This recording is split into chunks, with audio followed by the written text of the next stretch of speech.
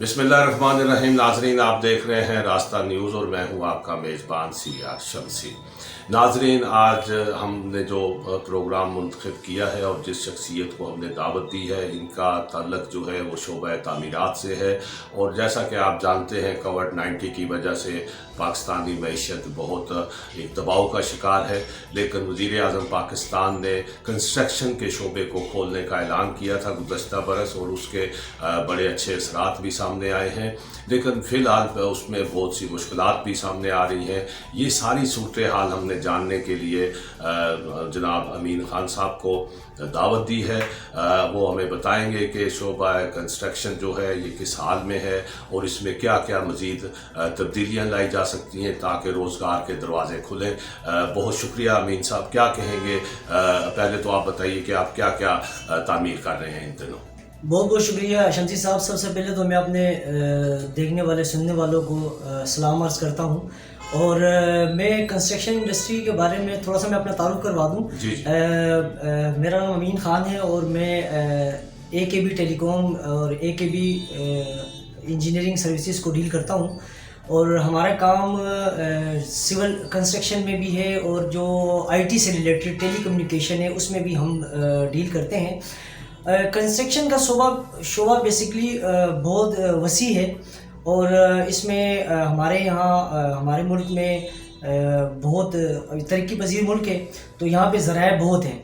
और जैसे कि हमारे पास मेन पावर स्किल्ड अनस्किल्ड बहुत ज़्यादा है, और वो कंस्ट्रक्शन इंडस्ट्री वाइज शोबा है कि जिसमें हम ये अपनी मेन पावर जो है ना यूज़ कर सकते हैं। जी।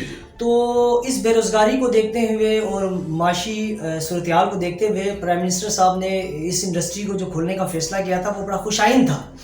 लेकिन उसमें जहाँ स्कोप भी है, जहाँ पे मईशत भी हमारी बेहतर और मुस्तहकम हो सकती है, वहाँ पे कुछ मुश्किलात भी है, कॉन्ट्रैक्टर्स को भी है, और तकरीबन जो है ना इस शोबे से मुंसलिक तमाम जो है ना अफराद को है।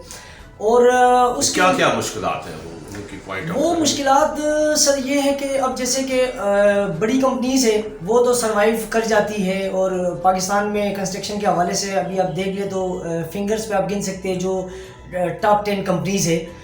और जो कंस्ट्रक्शन की फील्ड में जिस तरह आप दूसरी फील्ड्स ले, इंडस्ट्री ले लें, उसमें इंडस्ट्री में एक इंडस्ट्रियलिस्ट होता है, एक फिर जो है ना वो छोटे पैमाने पे छोटे फैक्ट्री ओनर होते हैं। तो इसी तरह हमारी जो कंस्ट्रक्शन इंडस्ट्री है इसमें भी बड़ी बड़ी कंपनियां, बड़े बड़े इदारे हैं, और छोटे जो लेवल पे स्मॉल SME कंस्ट्रक्शन के इदारे हैं जिनका जो है ना कोई जैसे हमारे आप फ़र्ज़ करें कि बैंकों में अब कहीं पे भी किसी भी मुल्क में आप अगर 3-4 साल 5 साल अपना बिज़नेस वेल सेट चलाते हैं, आप टैक्स प्रॉपर जमा कराते हैं, आपका हर चीज़ क्लियर होता है, तो वहाँ पे अगर इंडस्ट्री में आपको दूसरे उसको एक्सपेंड करना होता है जी। तो वहाँ पे वो आपको जो है ना लोन्स वगैरह, आप ये नहीं कि किसी आप नए आदमी को दे रहे हो, आप जो है ना एक चलते हुए इदारे को, कंस्ट्रक्शन के इदारे को। कंस्ट्रक्शन तो इसमें ये है कि एक आप प्रोजेक्ट वाइज चलते हैं। जब आपको 2-4 प्रोजेक्ट आते हैं तो हमारे मुल्क में ऐसा है कि यहाँ पे फाइनेंस का बड़ा इशू होता है, क्योंकि यहाँ पे बैंकों को वो सहूलियात नहीं है जो वो कंस्ट्रक्शन इंडस्ट्री को दे सके। और दूसरे जो मसाइल है इसके अलावा है तो वो नहीं, मैं इस आपने बड़ी अहम बात की अमीन साहब कि आप क्या वो 2-3 चीज़ें हैं जो हुकूमत से मुतालबा करना चाहेंगे कि छोटे जो कंस्ट्रक्शन कंपनियां हैं जिनको वसाइल की ज़रूरत होती है उसमें क्या रुकावट आ रही है और आप क्या डिमांड करते हैं? सबसे पहले तो सर ये हमारे इस इंडस्ट्री में जो सिक्योरिटी वगैरह होती है वो बैंक के थ्रू, या जो मोबिलाइजेशन होती है वो जो है ना बैंक गारंटी के थ्रू कॉन्ट्रैक्टर्स को दी जाती है।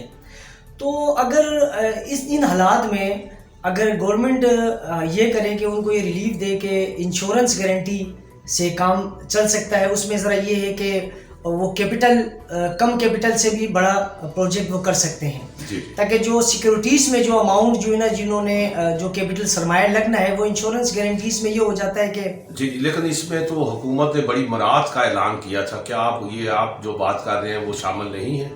سر مراد تو حکومت نے اعلان کیا، لیکن اس کے ثمرات جو ہے نا ابھی نچلے طبقے پہ آنے میں ٹائم لگے گا، تو وہ اس کی فیزیبلٹی اب اس میں گورنمنٹ کو ہماری طرف سے یہ بھی سجیشنز ہے کہ ہر جو کنسٹرکشن انڈسٹری کے حوالے سے جو وہ مراد کا اعلان کرتے ہیں، اس میں جو گراؤنڈ روٹ پہ جو لوگ چھوٹے چھوٹے سیکٹرز میں کنسٹرکشن کر رہے ہیں ان کی نمائندگی بھی ہونی چاہیے، تاکہ وہ ان کی سجیشن، ان کی مجبوریوں کو سمجھتے ہوئے جو ہے نا اس چیز میں وہ امینڈمنٹ کرے، تاکہ وہ سب کے لیے قابل عمل ہو، اس کے ثمرات آئیں، یعنی آپ نیچے تک پہنچے. جی فیصلہ سازی میں آپ کو شامل کیا جائے. فیصلہ سازی میں ہماری انڈسٹری کے لوگوں کو جو مطلب اسمال انڈسٹری کے حوالے سے جو کنسٹرکشن کا وہ کرتے ہیں ان کو بھی شامل کیا جائے، تاکہ ان کو جو، کیونکہ یہ روزگار کے دروازے کھولنے کے لیے اور امیجیٹ جو ہے نا یہ چھوٹے چھوٹے ادارے جو ہے نا کافی روزگار کے ذرائع پروڈیوس کر سکتے ہیں.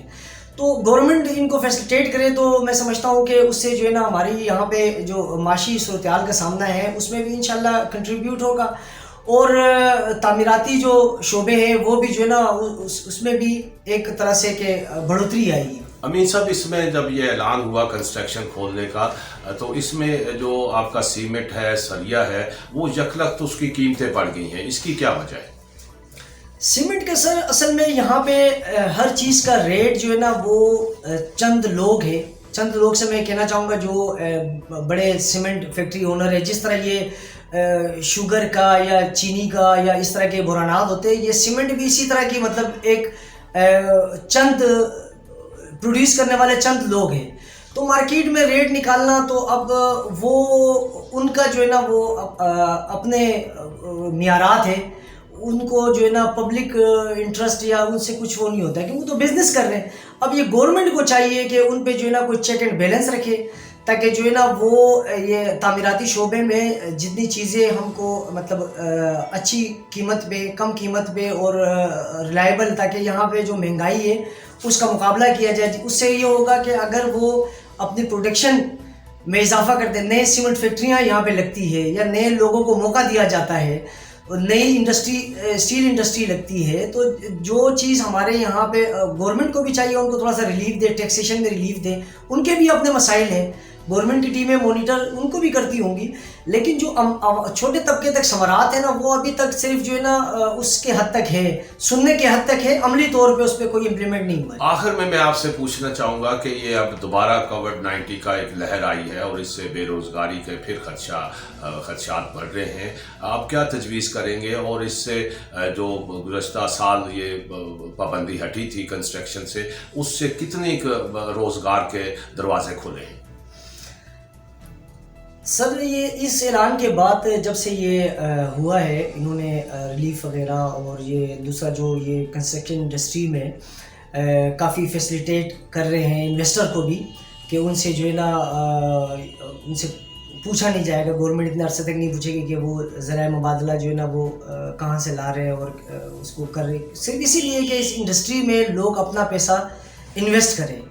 اور جب لوگ کسی بزنس کے اندر پیسہ انویسٹ کریں گے تو اس سے جو ہے نا دروازے کھلیں گے، کاروبار کے دروازے کھلیں گے. یہ جتنی بھی ہمارے اب میں آپ کو بتاؤں کہ ہمارے یہاں ٹیلی کام انجینئر اتنے ہم نے یونیورسٹیوں میں ان ایفیلیشن کے ساتھ یونیورسٹیاں آئی انہوں نے بنائے، دوسرے یہ جو سول انجینئر، کافی سارے ٹیکنیکل اسکلڈ لوگ ہمارے پاس بہت سارے ہیں، لیکن ہمارے پاس ایسے ادارے نہیں ہیں کہ ہم جو ہے نا ان سب کو ایک بہتر روزگار دے سکیں.